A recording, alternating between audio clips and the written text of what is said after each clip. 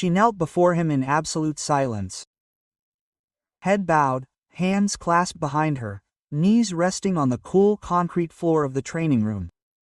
General Stanislaw Kowalski stood over her like a statue. His uniform was spotless.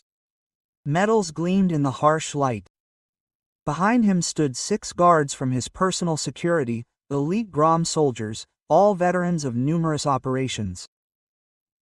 This was the final exam, the final test, the final stage of selection for the most exclusive formation of the Polish military. Second Lieutenant Kasia Nowak had just passed all the previous stages with results never before achieved. The general cast her a cold glance and uttered a single word, "Rise." And then it began. In one fluid movement, Kasia fired from her kneeling position. Her body moved like a blur. The first guard collapsed before he could blink. The second reached for his weapon, but her elbow dug into his solar plexus. Third, fourth, fifth, sixth. Everyone fell like bowling pins in the space of 5 seconds. 6 of the best soldiers lay on the floor moaning in pain, and Kasia Nowak stood before the general, breathing evenly, her eyes watery, and uttered words that made the general pale. "Don't you remember, General? Because I haven't forgotten you."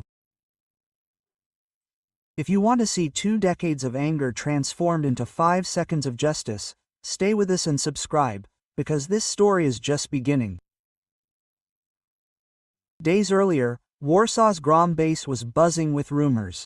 A newly recruited soldier, Second Lieutenant Kasia Nowak, had just broken all the formation's records during recruitment.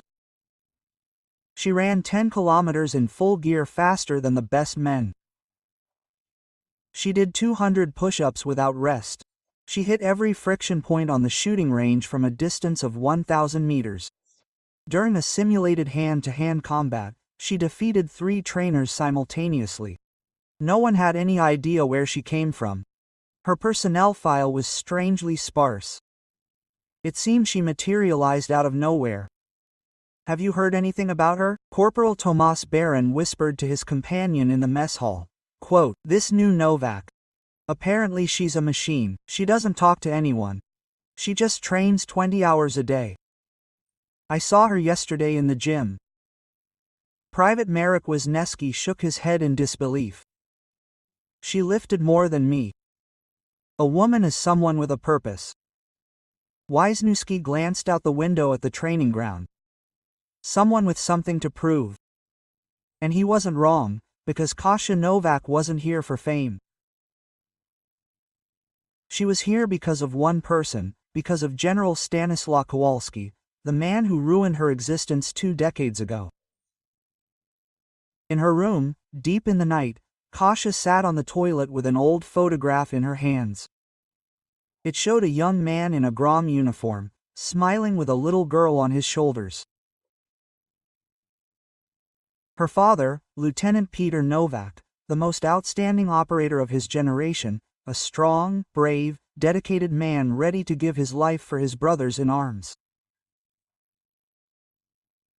And that's exactly what they would do at the worst possible moment, in the most senseless way. Kasia remembered that day as clearly as if it had happened yesterday. She was counting the years then. She was in the living room when the phone rang. Her mother picked up the receiver, and Kasia would never forget the look on her mother's face. Terror, shock, and then silence. Her father was dead. He'd fallen during an operation in Iraq. A mission that went wrong. A planning error. They said unfavorable conditions. A heroic death. But Kasia understood that wasn't true, because 2 days before her father's death, she had overheard his phone conversation. "General Kowalski is pushing us too hard," he explained. "He assigns us impossible missions. He treats us like machines, not human beings. People crack, an angel, and I crack too." And then he was dead. And General Kowalski appeared at the funeral and uttered words that Kasia had etched in her mind like a knife in granite. Lieutenant Novak was a decent soldier, but he lacked the strength required for true service. He lacked the strength. These words pierced Kassia's mother like a bullet. Within 12 months, she lost her job, fell into depression, and then one night she simply fell asleep and never woke up. The medics ruled it was a heart attack, but Kasia understood the truth, and she, an orphan child, found herself in a care facility. It was there that she swore to herself that one day she would face General Kowalski and prove to him that her father wasn't powerless, that the general was a beast who crushed people with his own pride. For the next 2 decades, Kasia prepared. Lifting weights at 4 a.m., running 10 kilometers before her first meal. Hand-to-hand combat after class. Shooting drills in the evening. Military tactics at night.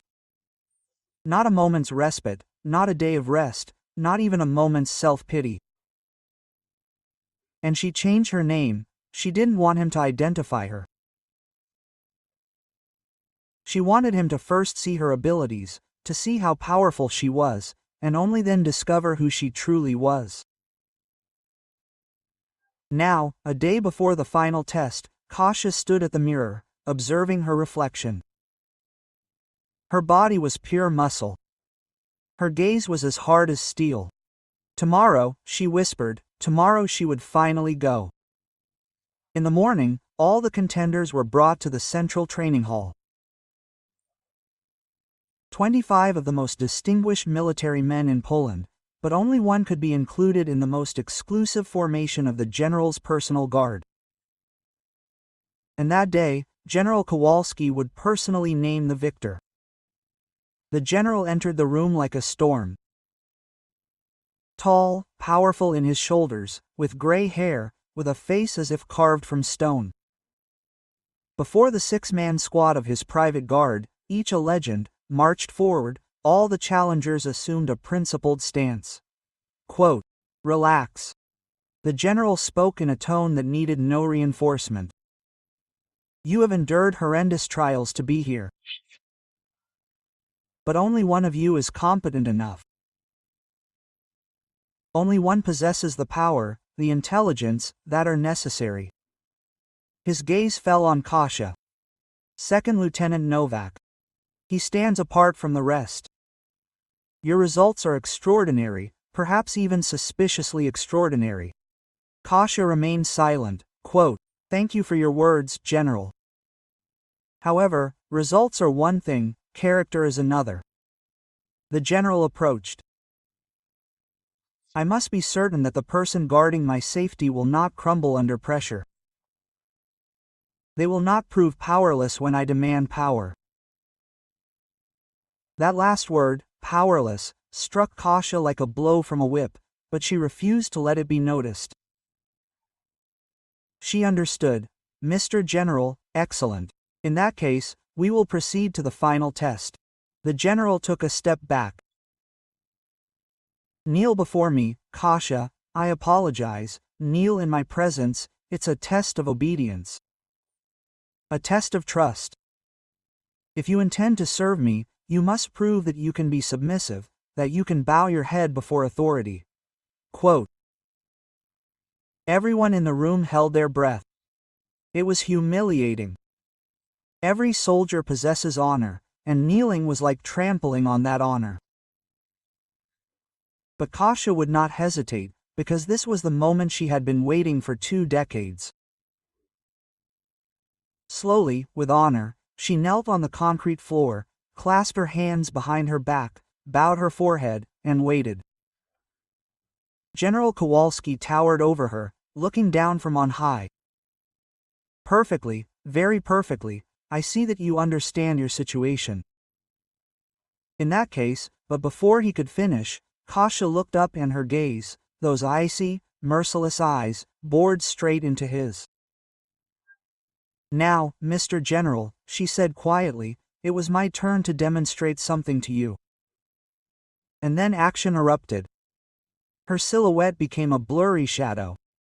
The first guard didn't even have time to raise his arm. Before her foot hit the side of his knee, a crack sounded. He slumped. The second tried to reach for his weapon, but her hand was faster, grabbing his arm, twisting it, washing it to the floor. Third, fourth, fifth, sixth. One after the other in a perfectly choreographed rape. 5 seconds. That was all she needed, and suddenly all the guards were lying on the ground. And Kasia Novak stood before the general, breathing evenly in a calm posture, her eyes burning with the intensity of 20 years of waiting. What? General Kowalski took a step back, for the first time expressing anything other than absolute certainty. What? Don't you remember? Quote. Kasia interrupted him. Not naturally. That I wasn't just a small child, an 8-year-old at the funeral of a man you had executed. General, he narrowed his eyes. What are you talking about? I'm talking about Lieutenant Peter Novak. Quote. Kasia took a step closer. About my father, the man you called powerless, the man who fell because you pushed him too hard, assigned him impossible missions, treated him like an automaton, and then you showed up at his funeral and told his daughter he didn't have enough power. General Zabladu. Novak, Peter Novak, you are. I am his descendant. Quote. Kasia now stood centimeters from him, and for 2 decades I had been waiting for this moment. The silence in the room was so impenetrable you could cut it with a knife. The 25 challengers rose as if from wooden blocks, observing the scene before them. 6 of Grom's most distinguished guards lay on the floor in pure pain. And Lieutenant Kasia Novak stood centimeters from General Stanislaw Kowalski. Her gaze burned with an intensity that made the atmosphere around them it seemed to pulsate. Novak. The general whispered the name like a curse. Peter Novak. You are his descendant. Yes. Kasia didn't back down a millimeter, and for 20 years have been preparing for this moment. Every repetition, every exercise, every agony, all to stand before the Lord and show that my father wasn't helpless. Your father, the general, closed his eyes for a moment. Your father had died in the operation. It was a tragedy, but it wasn't a tragedy. Kasia raised her voice for the first time, and the echo echoed through the walls. It was murder. The Lord had executed him as if the Lord had put a barrel to his temple and pulled the trigger. Everyone in the room was drawn in. Accusing the general of murder meant crossing a barrier no one had dared to breach before. But General Kowalski didn't scream, didn't order her arrest. Instead, he opened his eyes and looked at her with something that might have been, "Tell me." His voice was muted. Tell me what you remember. Kasia clenched her jaw. I remember the phone call. 2 days before my father died, he spoke to my mother. He said the master was pushing them too hard, that he was setting impossible missions, unrealistic deadlines, that he was treating them like machines, not human beings. He said he was cracking, and my mother scolded him and begged him to come home, to resign. But he couldn't, because the Lord had taught him that resignation meant helplessness, that a true soldier never capitulates. The general obeyed in silence. His face was like a stone mask, and then, 2 days later, he was dead. Kasia felt tears welling in her eyes, but she refused to let them fall. And the Lord arrived at the funeral in full dress uniform. He stood before the 8-year-old girl and her mother and announced that my father didn't possess enough power, that it was his fault that he didn't survive. That's not what I intended to convey. The general finally spoke. I wanted to convey what you intended to convey, that you were full of pride, that you appreciated his sacrifice. Kasia shook her head. No, you said exactly what you thought, that he was powerless, and those words destroyed my mother just as your orders destroyed my father. Your mother, the general, with even greater clarity, passed away a year later from a broken heart. The medics said it was a heart attack, but I understood the truth. Kasia took a step closer. Her voice lowered to a sieve, more menacing than a scream. I lost both my parents because of you. I found myself in a care facility. I spent my childhood alone, imagining that one moment when I could stand before you and prove that they wouldn't be strong, that you were the beast. No one in the room moved, no one breathed. Everyone waited for the general's reaction, to his outburst of rage, to his arrest order, to any action. But instead, General Kowalski did something no one expected. Slowly, with effort, as if his bones were made of glass, he knelt before her, before the descendant of the man he had ruined. You're right. His voice was broken, aged. I was a beast. I am a beast. Kasia was frozen, and this was not what she expected. What, sir? Your father wasn't the first. The general looked at the floor. In 30 years of command, I lost 23 soldiers. 23 worthy men who trusted me, who followed me into the flames, and I lost every single one of them. Because I pushed myself too hard, because I demanded too much, because I thought power was everything. For the first time in her existence, Kasia saw General Kowalski not as a beast, but as a man, an aging, exhausted man who carried the burden of 23 graves. For what reason? She whispered, quote, Why did you do this? Because I never possessed enough power myself. The general finally looked up. When I was young, on my first mission, I made a mistake. A mistake that claimed the life of my closest friend. And from that day on, I existed in fear. Fear that he would prove too powerless again, that I would fail again. So I became relentless, ruthless. I pushed everyone around me to the limits of endurance, where I thought that was the only way they would be protected. But I was wrong. I didn't make them more powerful. I broke their souls. Kasia felt something in her chest split in two. 20 years of stubbornness, 2 decades of hatred stored in her heart. And now, watching the aging man kneeling before her, she couldn't define what she felt. Anger mingled with compassion, pain with understanding. My father admired you. She finally spoke, swallowing hard. He spoke of you as a national hero. Even when he was bursting with grief, even when he sensed his approaching death, he didn't blame you. He blamed himself for his own weakness. I know that. The general closed his eyes, as if to hide the pain. All my subordinates did this because I taught them that failure was their individual fault, that if they didn't survive, it meant they weren't competent enough. But that wasn't true. I wasn't competent enough. Not as a soldier, as a human being, as a leader responsible for the lives of his men. Behind them, 6 guards slowly began to rise to their feet, holding the sore spots. One of them, Iranga, the oldest, approached with uncertain steps. Major Andrei Zaleski, a veteran of 20 years of service at the general's side, a man who had seen everything. General, Zalewski's words were strained. His ribs were probably broken.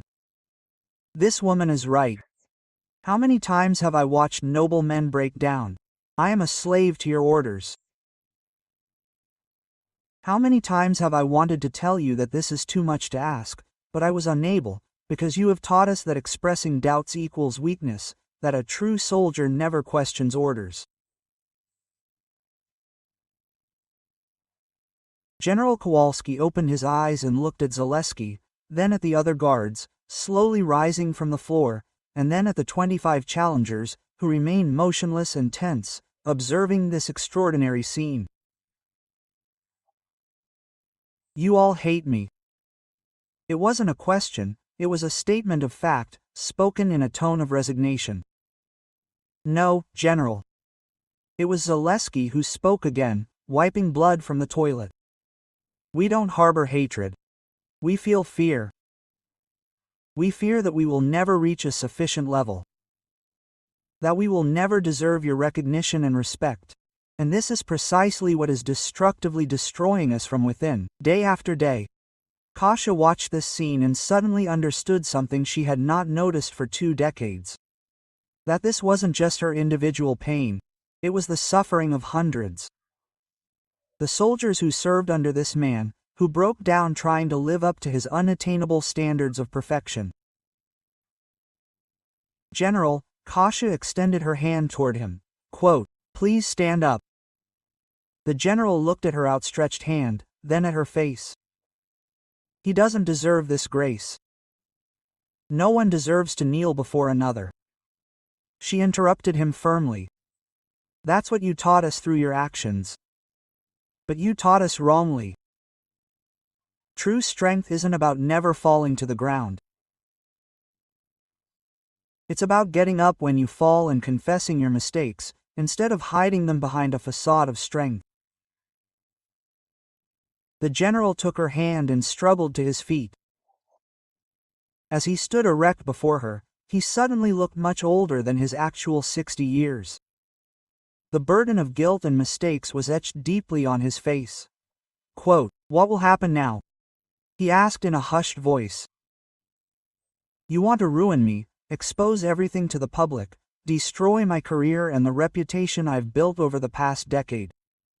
Kasia considered this. For a long, tense moment. Ni finally replied seriously, "I don't want to destroy you. I want you to transform, to become a better person." "Transformed in what way?" "Yes." Kasia looked at Zaleski, at the other guards, at the assembled challengers. "I want you to initiate treatment of the military as human beings, not as impersonal machines, to stop breaking them in the name of an abstract concept of strength, to start teaching them that true power is not just physical endurance. It is also compassion, understanding another person, the courage to say no when the mission is impossible and leads to certain death. And if I don't transform, if I remain who I am, then I will return." Kasia smiled sadly, but with determination, and next time she would not show such delicacy and reserve. General Kowalski nodded in understanding. Quote, "I understand," and then, to the surprise of everyone present, performed a military salute. "Second Lieutenant Novak, you were accepted into the formation not as a guard. As my personal advisor and mentor, you will teach me how to be a better commander, how to avoid the same mistakes I made with your father and so many others." Kasia returned the salute. "I accept the offer." General, 6 months later, Grom Base looked different. It still remained an elite formation, still demanded the highest standards of professionalism, but something fundamental had transformed. The soldiers smiled more often. Their faces were no longer so tense.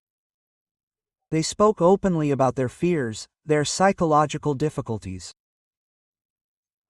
And when someone felt they weren't up to the task, they could express it without fear of being labeled weak or inadequate. General Kowalski walked the corridors with Kasia by his side, learning from her patiently how to truly listen, how to understand the needs of his men, how to be a genuine leader, not a despotic tyrant. It wasn't easy. For 30 years, he had been one type of person, and now he had to transform himself into someone completely different, but he tried. Every single day, he tried. And Kasia stood one evening before her father's grave, holding fresh wildflowers. Quote, "Dad," she whispered, as she always did when she was alone here. I did it. I stood before him face to face. He demonstrated to him that you were not powerless or weak, and I think he finally saw the truth. The wind rustled gently through the treetops, carrying with it the fresh scent of approaching spring. For the first time in 22 long years, Acacia felt peace of mind, because true power isn't about revenge and retaliation, it's about forgiveness and understanding. Not about breaking others, but about helping them rise when they fall. And about always remembering that behind every military uniform lies an ordinary person. A person who can feel fear, can break under pressure, can need support and help. And that all of this doesn't make them powerless or weak, it makes them human, authentic. And humanity is the greatest, most powerful force of all. Yeah,